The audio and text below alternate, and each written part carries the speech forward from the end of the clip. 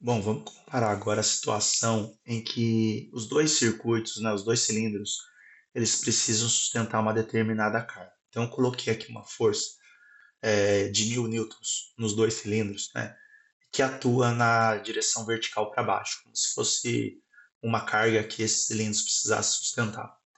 Vamos analisar primeiro como se comporta o circuito 1 nessa situação. Então, o avanço aqui é normal, velocidade 0,11, as pressões aqui 30 bar e 30 bar, né, que a gente ajustou na limitadora de pressão. E vejam o que ocorre no recuo do cilindro, principalmente na velocidade. Vejam, 0,14. Então o cilindro ele desceu de uma forma muito mais rápida. A gente perdeu aquele controle de velocidade que a gente tinha antes, né? E ocorreu isso em função dessa carga. Caso a gente quisesse ainda controlar a velocidade do cilindro, utilizando a válvula de contrabalanço nessa situação, a gente precisaria ajustar essa pressão para um valor maior.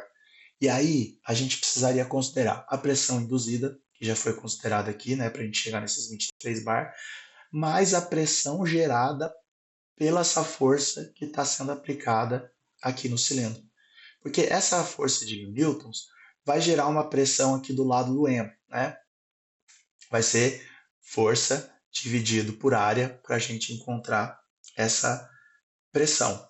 Então, essa pressão eu precisaria somar com a pressão induzida e aí colocar um valor de ajuste, que seria a soma desses dois valores, né? Dessa pressão induzida mais a pressão gerada pela carga externa.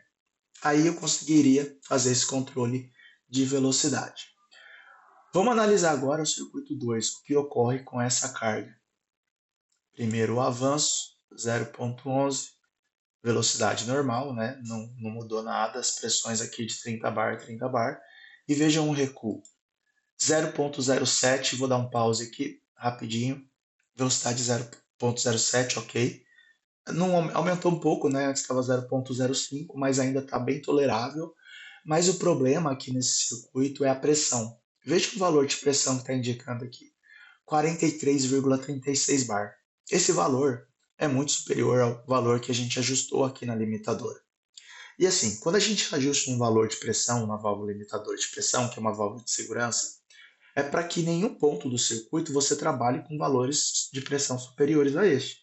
Porque provavelmente você projetou o teu circuito para trabalhar nesses 30 bar.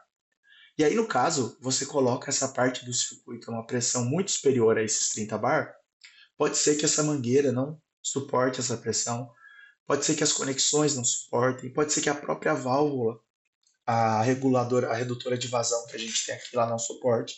Então é uma situação muito perigosa essa que a gente tem aqui com essa válvula